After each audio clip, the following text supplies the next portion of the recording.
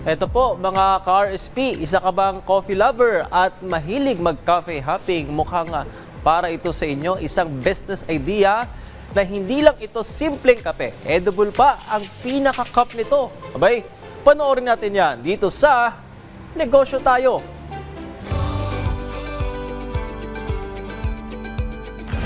Let's start off with your edible coffee cup. So kakaiba ito, no? Bago sa pagdating sa business industry. Can you tell us more about this? Paano mo naisip magbenta ng edible coffee cup? At ano to? Bilang isang business owner, lagi po talaga kami nag-iisip ng mga innovative ways on how we can create new business, how we can create more jobs to fellow Filipinos.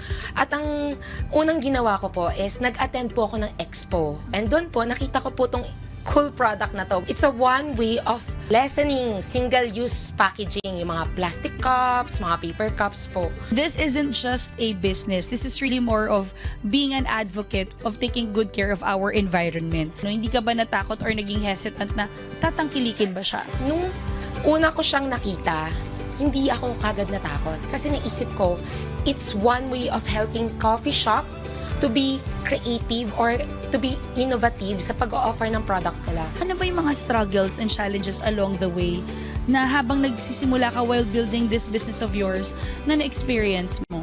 Nung una, hindi naniniwala yung mga tao, talaga bang nakakain yan? Mukhang hindi eh.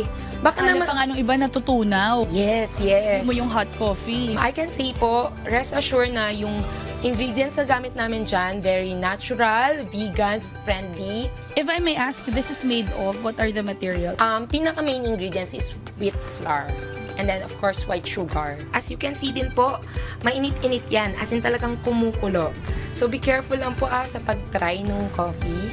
So, ayan. As you can see po, ito po ay talagang legit na nakakain. So this is like your unique selling proposition. Ito yung advantage mo over the others by creating something unique na wala sa iba. Una sa lahat is yung freedom of time. Control mo kasi kung kailan mo gusto magtrabaho, kailan hindi. Pangalawa, nakakatulong siya sa ekonomiya ng Pilipinas. Kung gusto nating umunlad ang bansa, kailangan mag-i-start yan sa mga small businesses. Kasi if doing well yung mga small businesses, mas maraming taxes na pwedeng makolect yung government. So nakakatulong siya in our local economy. Given your business experience, sabi mo nga, ang tagal mo na nagnegosyo, meron ka ring restaurant, marami na rin po kayong napasok. Ano bang advice ang mabibigay mo dun sa mga gusto rin maging katulad ninyo? Pag may nakikita po kayong good product or may nakiisip kayong magandang idea, take risk, act on it. Kasi hindi mo malalaman kung magiging successful yan or hindi kung hindi ka gagalaw, di ba? Paano mo malalaman na, ay, pwede palang itong business venture na to ang mag-lead sa akin, maging successful or ikayayaman ko kung hindi mo man lang ginawa, hindi mo man lang trinay. Lahat ng pangarap ay kaya mong maabot. All you have to do is to keep moving towards them. Yan po ang ibinahaging aral sa atin ng business owner na si Josephine Lee Kwok. Another business story na naman po ang ibabahagi namin sa inyo next time mga kanegosyo. Kaya naman tara, negosyo tayo!